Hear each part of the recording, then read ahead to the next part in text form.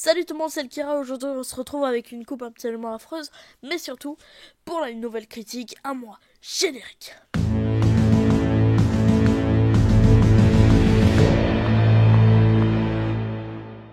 Aujourd'hui on va parler de Brise de Nice 3. Voici l'affiche, elle est très jolie. Alors, Brise de Nice 3, juste petite parenthèse, pourquoi le 3 et pas le 2? Parce que d'après la catchphrase du film, parce que il a cassé le 2. Si on veut. Donc, bon, parenthèse fermée. Brise de Nice 3 est un film réalisé par James Hutt, ou Hutt, je ne sais pas, sorti en salle le 19 octobre 2016. Oui, je lis totalement, je sais.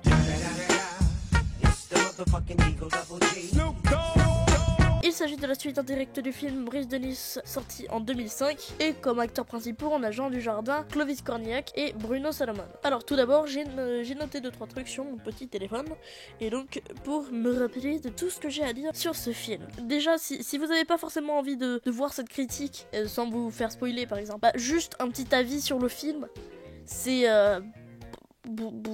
ouais... Ouais, c'est le mot qui revient, qui me... C'est pas mauvais, c'est pas médiocre, c'est pas excellent, c'est pas... En fait, surtout le pire, c'est que je m'attendais à quelque chose de vraiment très très bien, quelque chose vraiment de drôle. Je suis arrivée, je me suis dit, on va se marrer. Et je me suis dit, ça va être cool. Bah, ça a été sympa, sympathique. Mais... Donc, d'après les petites notes que j'ai écrites là sur mon téléphone absolument magnifique, donc je vais parler un petit peu des acteurs, des références à la pop culture, des idées qu'il y a dans le film et des reprises d'idées du 1 dans le 3. Je vais expliquer ça un petit peu mieux.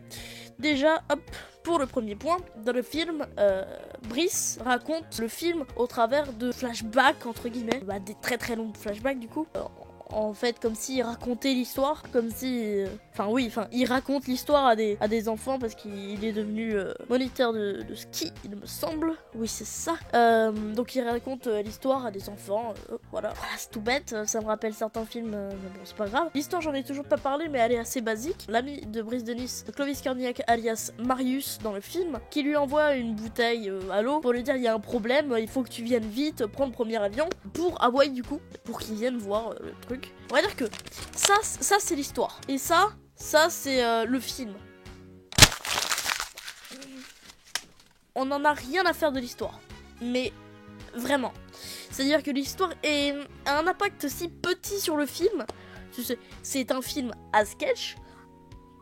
Et bon, déjà j'ai un petit souci avec les films à sketch, mais c'est pas grave, c'est juste pas mon style. Mais ce que je préférais par exemple au 1, c'est le fait qu'il y ait une histoire, une trame, il y avait un fil rouge, même si c'était une suite de gags, il y avait quelque chose qui avançait, qui créait une histoire. Alors que dans le 3, pas du tout, c'est un peu... c'est juste un film à sketch. Faut aimer le style. Mais je trouve que par moment, vu que certains sketchs sont pas drôles et que tout le film est basé dessus, ça bloque. Donc ce qu'il y a à retenir de l'histoire, c'est que ça tient sur une feuille et demie, mais que bon, ça reste efficace pour ce que c'est. Mais j'aurais bien aimé un petit peu plus, voilà. Les acteurs en général jouent bien, même s'il y a 2-3 trucs qui me plaisent pas trop. Je sais bien que c'est un film humoristique, où les personnages se basent sur des caricatures. Je pense que ça aurait pu être mieux. Par exemple, de la part de Bruno Salomon, qui, je trouve, dans le 1, jouait bien sa caricature de gros méchant. Là, je sais pas pourquoi. Ça marche pas.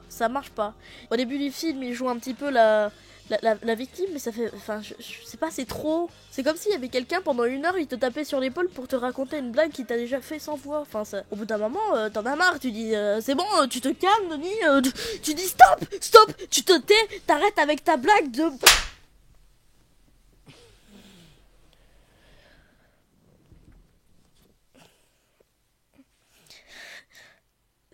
En fait, la plus grosse critique que je pourrais avoir à faire au film, c'est qu'il va pas au bout de ses idées.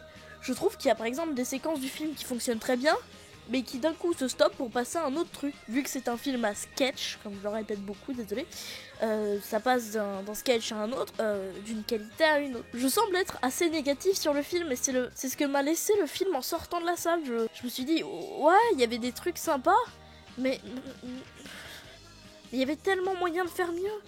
Il y avait des super idées. Il manque un truc. Il manquait clairement un truc. En fait, ça va être la phrase du film. Il manque un truc. La réflexion la pire que je me suis dit, je pense, c'est que là où j'ai le plus ri devant le film, c'était aux blagues qui faisaient référence au 1. C'est ça qui est assez dommage, on dirait que c'est un petit peu le cache-misère. Alors attention, depuis tout à l'heure, j'énumère que les mauvais côtés, parce que c'est ce qui m'a laissé dans la tête à la fin. Mais il y a aussi beaucoup de bonnes idées que je vais aborder maintenant. Déjà les références au 1. Bah ça a été une bonne idée de le faire parce que sinon le film aurait été un petit peu plus vide que ce qu'il est déjà maintenant. Ça reste quand même rigolo de revoir un petit peu les catchphrases qu'il y avait déjà à l'époque, ou des mimiques du personnage de Brise de Nice, genre...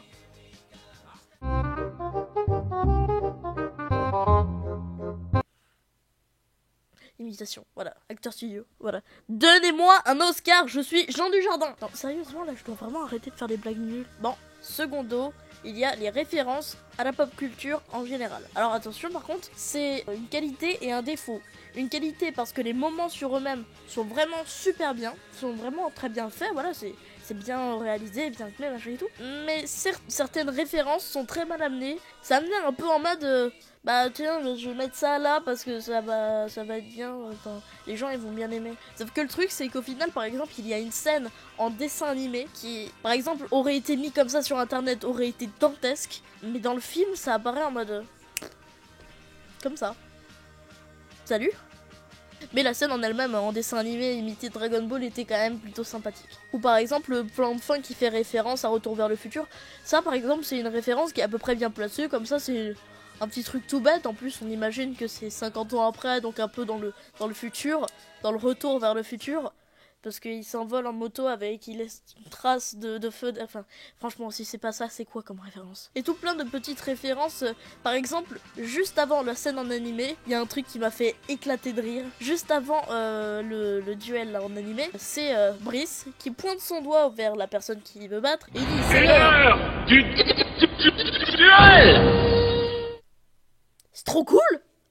Y'a que moi qui me suis marré dans la salle, je suis déçue. Mais quand même, je reviens un peu sur les points négatifs. Les musiques. Les musiques, comment dire? Est-ce qu'il y en a eu en fait? Non, parce que j'ai pas l'impression d'en avoir entendu. Elles devaient être passantes, voilà, comme ça.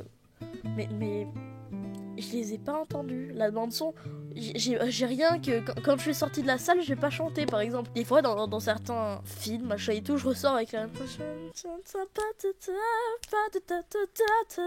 J'essaie pas de trouver quelle musique je chante, je sais même pas moi-même. Mais non, là, rien. Et d'ailleurs, j'ai été assez déçue parce que Big Flo et Oli, deux rappeurs que j'aime vraiment beaucoup, ont fait une musique avec Jean Dujardin pour la promotion du film. Je m'attendais tellement à la retrouver dans le film. En plus, ça s'alliait bien avec le reste. Et bah non, même pas à la fin, non, même rien. C'était juste pour la promo. J'étais vraiment déçue. Là, j'étais dégoûtée. Et un autre truc avec les musiques qui ne sont pas mis dans le film, la musique de base de Brise de Nice, c'est-à-dire c'est la case de Brise, c'est la case de Brise, c'est la case de Brise. Donne-moi le cash. Be nice with Bryce. Ouais. Je regrette tellement ce que je viens de faire là. Les blagues numéro 42 finies. Maintenant, on range sur le paquet de cartes. Donc la musique de base, enfin la musique la plus connue de Brise de Nice n'est même pas dans ce film. Et c'est dommage, même pas une petite scène, juste à la fin pendant le générique. C'est quand même assez bête. Mais bon, enfin, bon.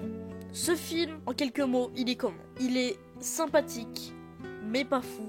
Il a des bonnes idées mais va pas au bout de ses idées. Les scènes faisant référence à la pop culture sont bien mais mal amenées. Et la plupart du temps c'est ça que j'ai reproché au film. Le film est bien correct. Pas fou, pas nul, correct. Assez souvent dans ce film, une bonne idée ça s'accompagne souvent d'une mauvaise. Mais honnêtement, j'ai apprécié le film. Le film n'était pas mauvais, c'était un bon moment à passer. C'est toujours rigolo de voir un Brise de Nice. En même temps, il y en a que 2. Et du coup, pour refaire un petit peu mieux ma critique sur Brise de Nice 3, j'ai re-regardé Brise de Nice 1.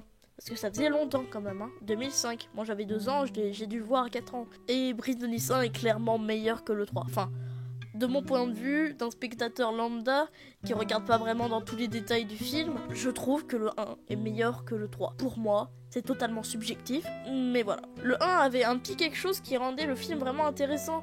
Par exemple, la fin montre que Brise de Nice est devenu ramasseur d'ordures, il me semble. Et un jour, sous sa combi, il avait encore son t-shirt, Brice, machin et tout, et sa planche. Et il y a eu la grande vague qu'il attendait tant depuis tout le temps du film et de tout ça.